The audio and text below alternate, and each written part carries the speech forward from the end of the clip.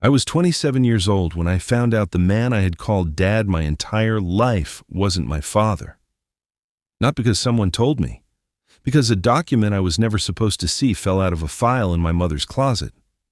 At first I thought it was a mistake. Then I saw the date and the signature, and suddenly every memory from my childhood started to feel different. I didn't know who had been lying to me longer, my family or myself. And what I discovered next made me question everything I thought I knew about my life. Stay with me, because this gets deeper than you think. And if stories like this keep you up at night, hit that subscribe button. My name is Alex, and I had a normal childhood. Great even. My dad, the man I called Dad, was my hero. He coached my Little League team, taught me to drive, walked me through my first heartbreak. We looked nothing alike, but I never questioned it. I had Mom's eyes, I thought. That's what everyone said. My parents divorced when I was 15. It was messy, but not unusual. Dad moved across the state, we saw him on weekends, and life moved on. Mom never remarried. Dad dated but stayed single. They were civil, distant, like two people who'd run out of things to say to each other. I moved out at 18, built my own life, but I still called Dad every Sunday, still visited on his birthday, still considered him my best friend. Then, last March, I went home to help my mom with some spring cleaning. She'd been putting it off for years, closets packed with old clothes, boxes of paperwork, decades of accumulated life. "Just throw out anything that looks like junk," she said, handing me trash bags. I wish I had. I was going through her bedroom closet when I found a filing box labeled Legal 1996, the year I was born. Inside were the usual things: birth certificates, insurance paperwork. Then a manila folder fell out, not labeled, just stuffed in the back. I almost didn't open it, but something made me look. Inside was a single document, a paternity test, from a lab I'd never heard of, dated 3 months after I was born. The test compared DNA from baby Alex and Richard Thompson. Richard Thompson, that's my dad, the man who raised me. And at the bottom, in cold clinical text, probability of paternity, 0%. I read it 3 times. 4, waiting for it to make sense, 0%, not my father. My hands started shaking. I looked at the date again. This test was done when I was 3 months old, which meant my parents knew. From the beginning, for 27 years, and nobody ever told me. But here's what made it worse. There was a handwritten note clipped to the test. My dad's handwriting. I'd recognize it anywhere. It said, "It doesn't matter. He's mine." I sat on my mother's closet floor for an hour, just staring at that paper. Every memory started rewiring itself in my head. Every "I love you." Every father-son moment. Every time he called me his boy. Was it all a lie? Was he pretending the whole time? And who was my real father? Did he know I existed? Did he want me? Or did Mom have an affair and Dad just took the hit?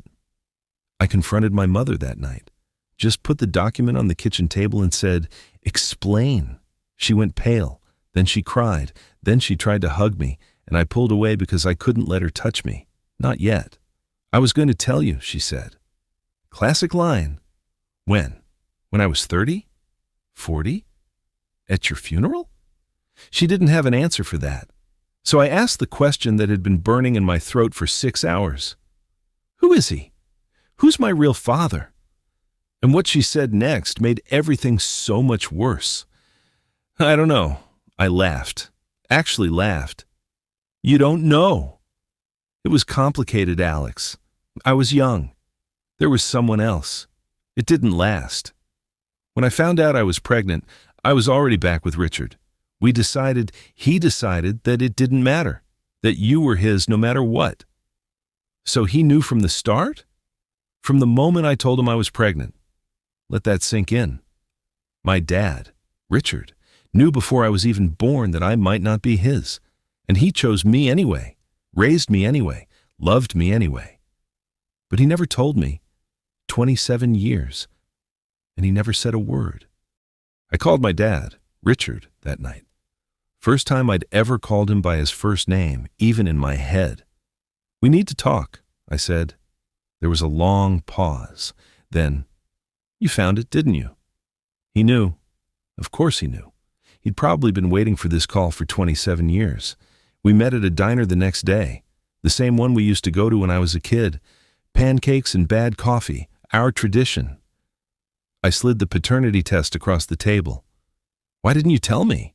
He looked at it, looked at me. And for the first time in my life, I saw my dad cry. "Because you're my son," he said. "I didn't need a test to tell me that." "But it does say that, Dad. It says you're not. I changed your diapers. I walked the floor with you at 2 a.m. when you had colic. I taught you to ride a bike.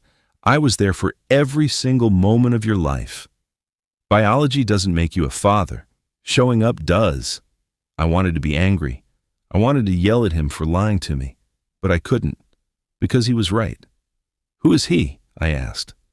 "My biological father, do you know? Your mom told me once. Some guy she dated before we got serious. He didn't know about you. She never told him.